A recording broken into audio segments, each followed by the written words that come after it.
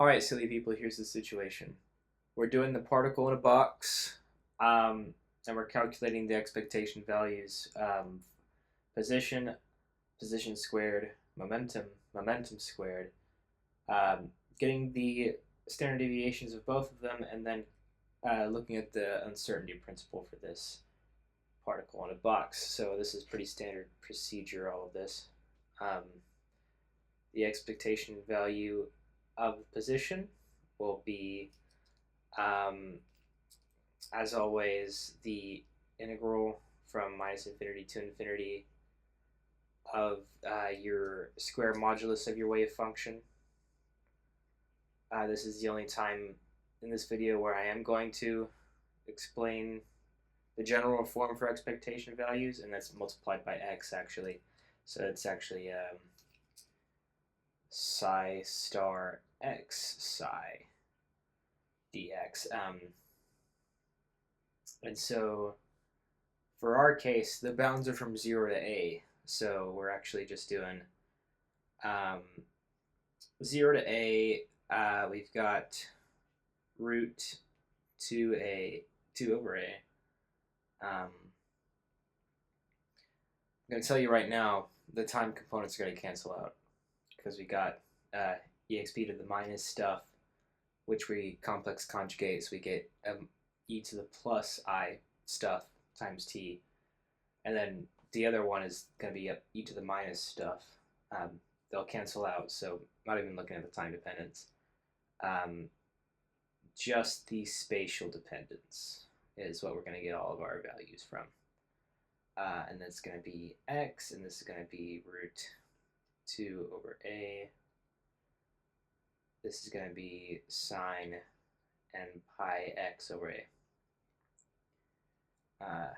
That's what we're integrating. I'm going to pull the constants out. We've got 2 over a.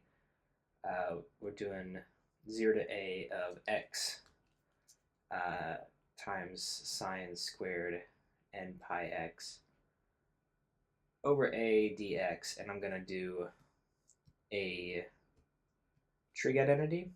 Say that sine squared of a thing is equal to 1 minus cosine 2 of that thing over 2.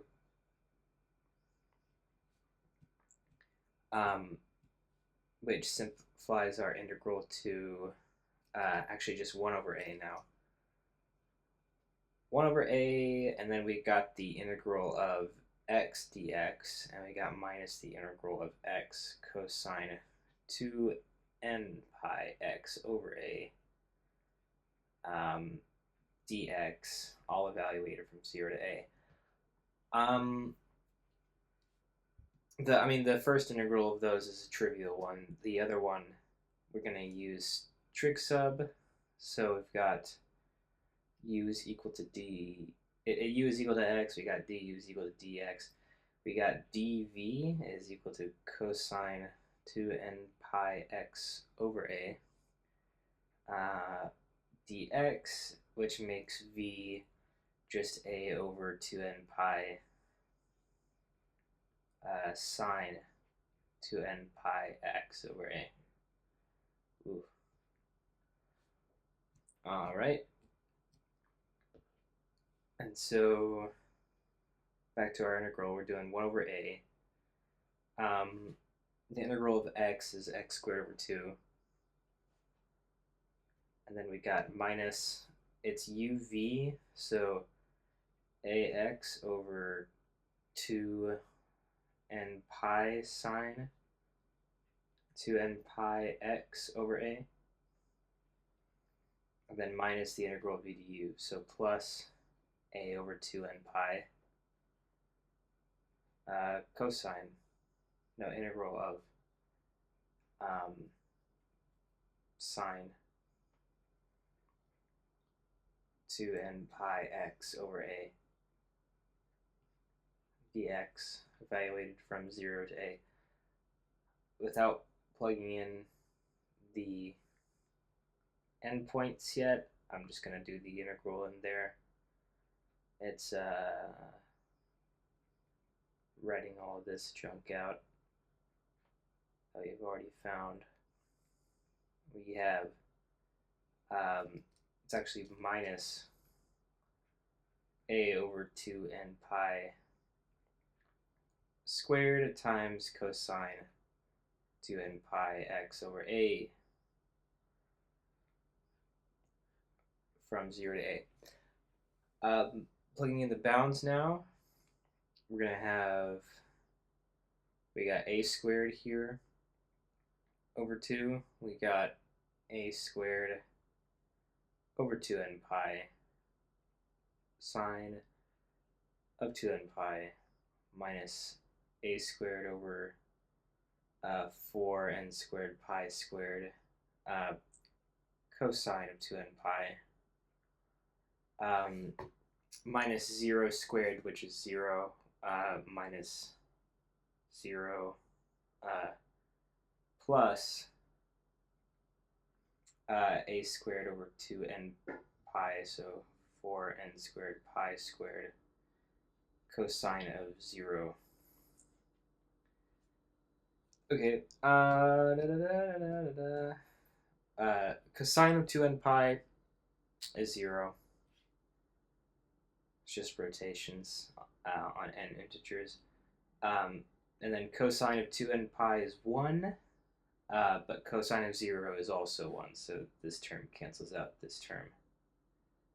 And we have just a lovely 1 over a times a squared over 2, which is a over 2. So what's the value that you expect your particle in your box to be? It's going to be in the middle of the box. That's not too off from intuition, so nice result. The expectation value of x squared then will be 2 over a. It's the integral of the square modulus from 0 to a times x squared. I mean, this integral is just more of what we just did.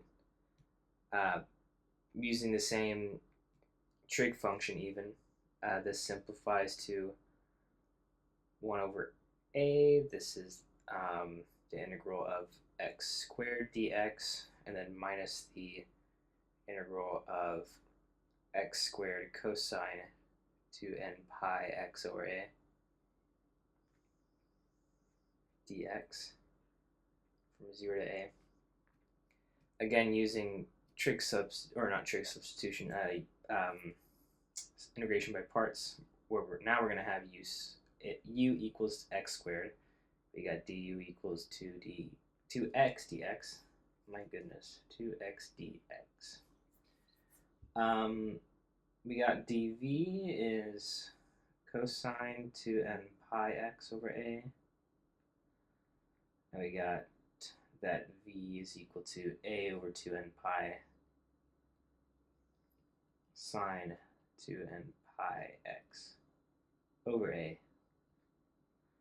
And there's a dx on there. Okay, so just running this through, we got 1 over a. The integral of x squared is just x cubed over 3. And we got minus uv, so minus a x squared over 2n pi sine 2n pi x over a. Then we got plus the integral of v du, so plus a over n pi integral of x sine 2n pi x over a dx from 0 to a. We already saw that any term which involves sine of 2n pi x over a in this box goes to 0 whenever we evaluate at the bounds. So I'm just going to not pay attention to this term anymore and just move on. So now we have, or actually, we're doing integration by parts again. Joy, we've got u is now equal to x, and we got du is dx. We got dv is sine 2n pi x over a dx, with v equals a over, or minus a over 2n pi cosine 2n pi x over a. All right. Sending that, we have 1 over a. We got x cubed over 3. Then we have uv, so plus a over n pi minus ax. Yeah, it's fine. Minus ax over 2n pi cosine 2n pi x over a.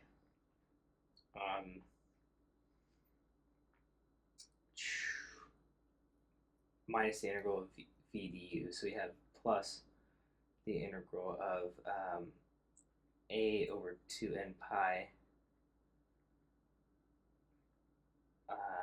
cosine 2n pi x over a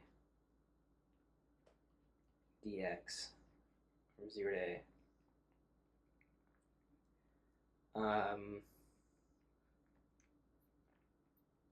Close parentheses there. I'm going to move that a over n pi into those parentheses though.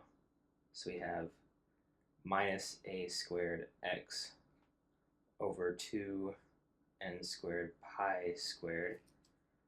Oops. Pi squared. We got cosine 2n pi x over a. We got a squared over 2n squared pi squared. And then that integral is actually just a over 2n pi sine 2n pi x over a. And then we have run into another problem where this will end up going to 0 whenever we evaluate at the bounds, because it's a sine function. So worry not about it. We just got this stuff here. So we have 1 over a, we got x cubed over 3, we got, I'm actually evaluating this now, so I might as well say this is a cubed over 3. This is minus a cubed over 2n squared pi squared cosine of 2n pi. Then we got minus 0 cubed, which is 0, and then minus 0. Awesome. What's that? Factoring through that 1 over a, we have finally it's a squared over 3 minus a squared over 2n squared pi squared, and then cosine 2n pi is 1. So we'll leave it like that. Still not done. We need to calculate the expectation value of p. I am just going to use Iron Fist theorem though for this. So this is going to be m dx dt, and we found that the expectation value of x was a over 2, which doesn't depend on t, so it's 0. That was merciful. We have the expectation value of p squared, which is going to be the momentum operator squared is minus h bar squared. So we have that it's 2 over a minus 2 over a times h bar squared. We got the integral from 0 to a of sine and pi x over a. And then the second derivative with respect to x. of sine n pi x over a dx, and we'll simplify this by actually taking that derivative.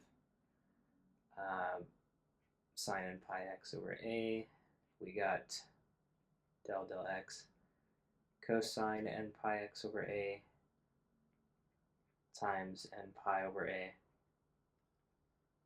dx.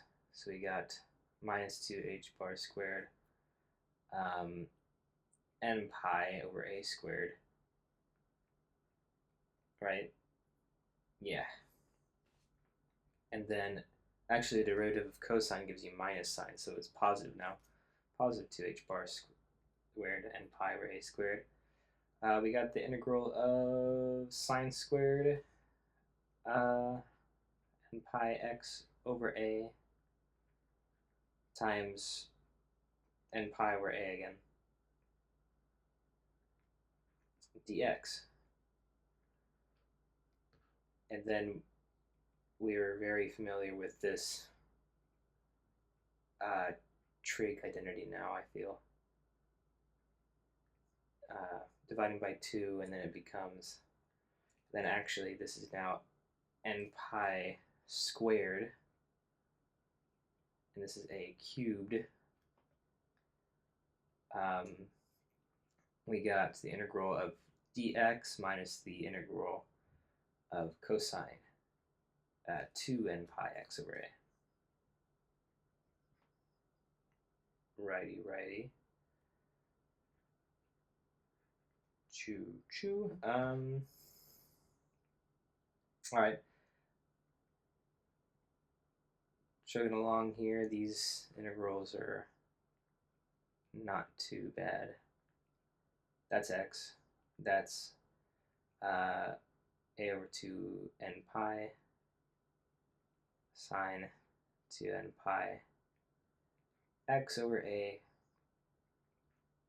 which when we evaluate the endpoints, that term just goes to 0.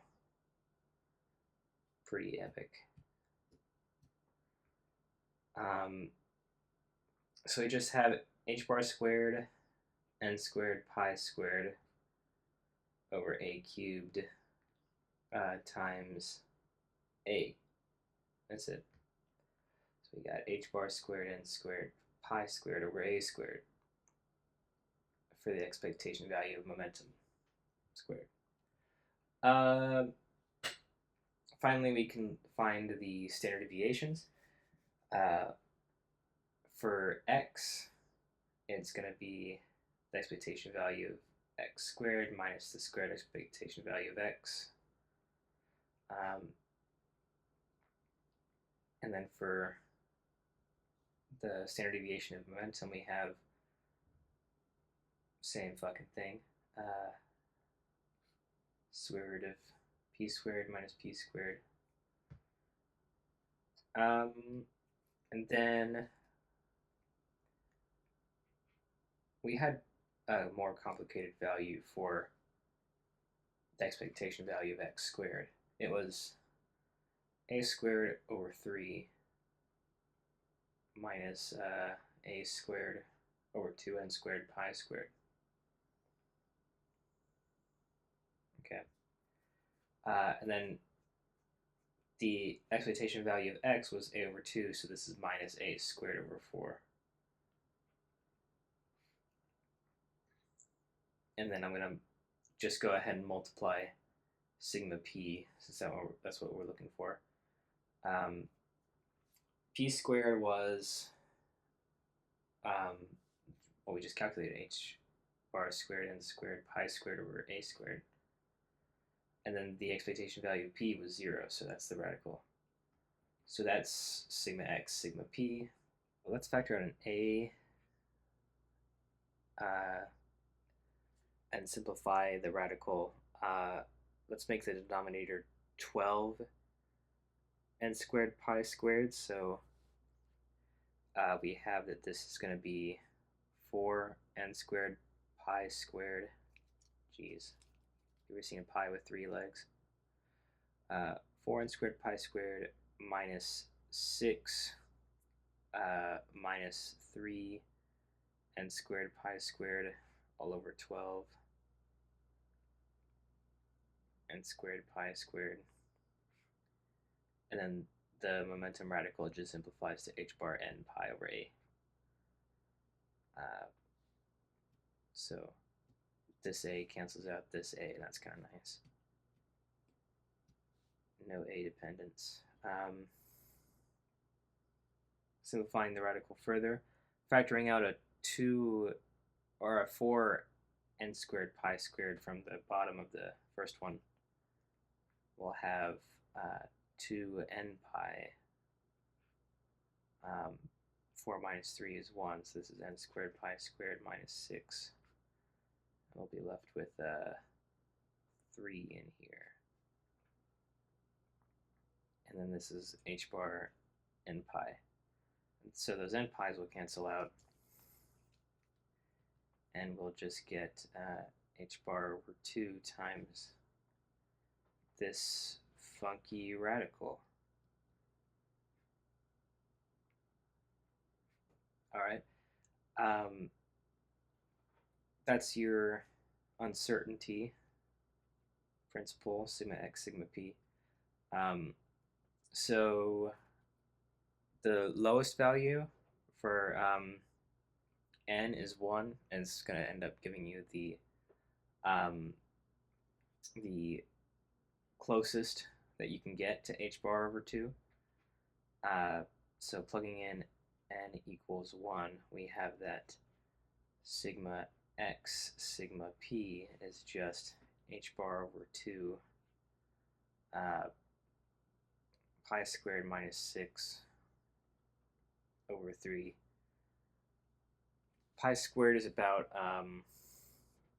9, and so yeah, that radical is about 1. It's a little higher, but yeah, that's as close as you're going to get to h bar over 2, but it's a little bit greater. So Heisenberg's uncertainty principle is still most satisfied. All right.